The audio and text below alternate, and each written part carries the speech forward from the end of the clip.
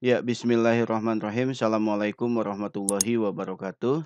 Materi selanjutnya dari bab statistik adalah angka baku dan koefisien variansi. Oke, apa itu angka baku dan koefisien variansi? Mari kita lihat materinya. Yang pertama, angka baku atau nilai standar. Perhatikan, angka baku atau nilai standar adalah nilai yang menyatakan perbandingan antara selisih suatu nilai data dengan rata-rata nilai dan simpangan bakunya. Nah, nanti kita dilihat di rumusnya seperti apa ya. Oke, angka baku itu biasa disebut juga dengan Z-score, lambangnya huruf Z. Oke, angka baku digunakan untuk mengetahui perbedaan suatu kejadian dibanding kebiasaannya. Oke, perhatikan kata kuncinya. Semakin baik angka baku itu kalau, semakin besar angka bakunya, maka semakin baik nilai tersebut, dibandingkan dengan nilai lain yang mempunyai angka baku yang lebih kecil. Oke, nah ini rumusnya, Z sama dengan XI min X bar dibagi S. Z itu tadi simbol dari Z-score atau angka baku, XI itu adalah datum ke I, X bar itu berarti apa? Rata-rata ya. Kemudian S itu apa? Simpangan baku. Oke, kita lihat contohnya biar lebih paham. Ingat ya tadi, rumus dari Z-score apa? XI min X bar dibagi S. Oke, perhatikan nih, ini ada data 1, 2, 3, 4, 5, 6. Ada 6 ya. Oke, tentukan angka baku dari datum 2 dan 7. Ini ada datumnya itu kan ada 6. Nah, kita minta angka baku dari datum 2 dan 7. Nah, yang pertama dilihat di rumusnya Z sama dengan XI. Kalau XI-nya udah jelas ini 2 atau 7, gitu kan. Nah, min X bar. X bar itu kan rata-rata. Berarti kita harus mencari apa? Rata-ratanya dulu. Dibagi S. S itu apa? S itu angka baku. Berarti kalau begitu kita juga harus mencari ininya ya, standar deviasinya ya. Oke. Untuk mencari angka baku, kita harus mencari rata-rata dan simpangan bakunya. Nah, ini rata-ratanya rumusnya X bar sama dengan sigma I sama dengan 1 sampai N, XI dibagi N. Jumlahin aja ini data ini, kemudian dibagi banyaknya data. Dijumlahkan dibagi 6. 6 itu artinya banyaknya data ada 6. Jumlah dari data ini ada 36 dibagi 6 sama dengan 6. Paham ya cara mencari rata-rata? Paham ya? Selanjutnya kita mencari simpangan baku. Oke, nah ini simpangan bakunya. Rumus simpangan baku sama dengan, akar dari variansi ya. Langsung ini diakarkan, akar 1/n sigma I sama dengan 1 sampai N XI min X bar kuadrat. Rata-ratanya sudah ada 6, berarti XI-nya data ke I ini nih. 2 kurangi 6 dikuadratkan, ya kan? Ini 7 dari sini, 7 kurangi 6 dikuadratkan, ini ya. Ini 8 kurangi 6 dikuadratkan. 10 kurangi 6 dikuadratkan. 4 kurangi 6 dikuadratkan. Ini 5 kurangi 6 dikuadratkan. Gitu ya. 2 kurangi 6 min 4 dikuadratkan 16. Seterusnya sampai 5 kurangi 6 min 1 dikuadratkan 1. Dibagi 6. Sama dengan akar 7. Mau sampai sini boleh, mau dicari sampai desimal juga boleh. Nah, setelah itu baru kita mencari Z-score-nya, angka bakunya. Tadi kan mintanya angka baku untuk datum 2 dan 7. Kita cari satu-satu. Untuk datum 2 berarti XI-nya 2. 2 kurangi 6. 6 itu rata-rata yang ini ya. Dibagi S. S itu adalah ini akar 7. Jadi 2 kurangi 6 min 4 dibagi akar 7. Sampai sini selesai boleh. Mau disederhanakan lagi lebih bagus. Kemudian yang satu lagi untuk yang datum 7. Berarti XI-nya diganti oleh 7 ya.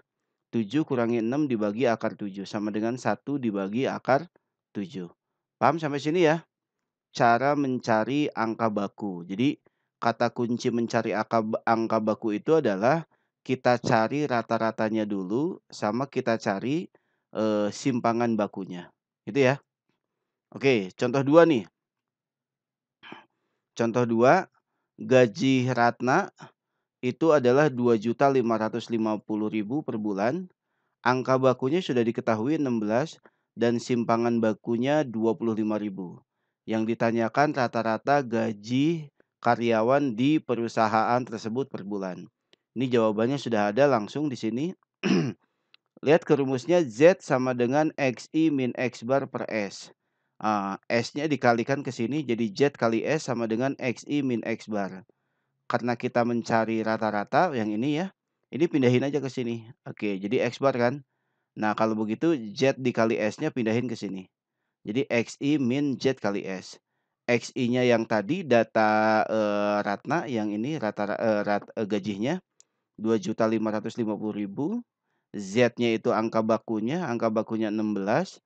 Kemudian simpangan bakunya 25.000 ini.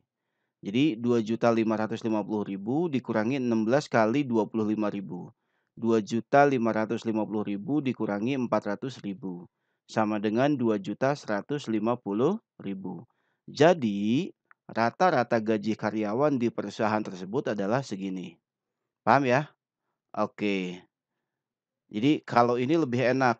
Enaknya apa? Rata-ratanya udah diketahui. Ini nih rata-ratanya, rata-rata yang dicari, maaf. Z-nya sudah diketahui ini.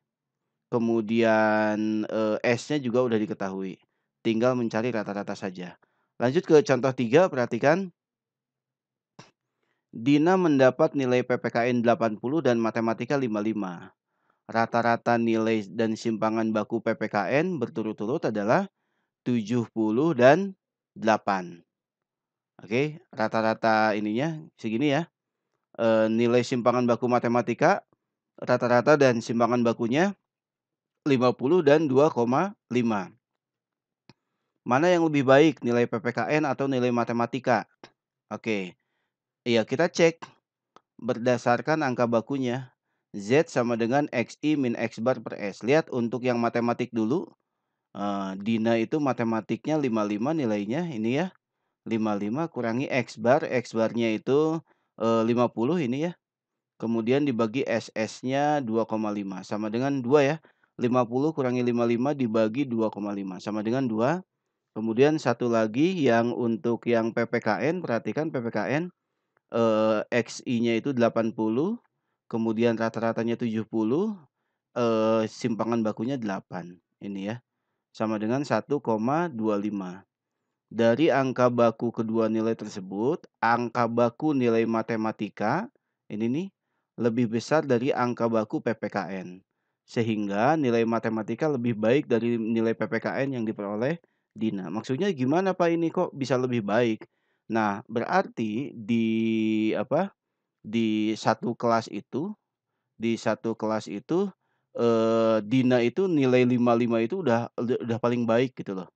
Karena dibandingkan dengan simpangan bakunya hanya 2,5, kemudian di rata-rata 50, sementara Dina dapatnya kan 55. Gitu ya? Paham ya? Jadi ketika ini lebih besar angka bakunya, berarti dia lebih baik, gitu loh. Oke, kita lanjut ke materi selanjutnya, yaitu tentang koefisien variansi. Apa itu koefisien variansi? Ialah perbandingan antara simpangan baku dan rata-rata nilai suatu data yang dinyatakan dalam persentase. Ini rumusnya nih. KV itu artinya koefisien variansi. Sama dengan S dibagi X bar dikali 100%. S-nya itu simpangan baku, X bar-nya itu adalah rata-rata. Nah ini kata kuncinya nih. Beda dengan yang tadi.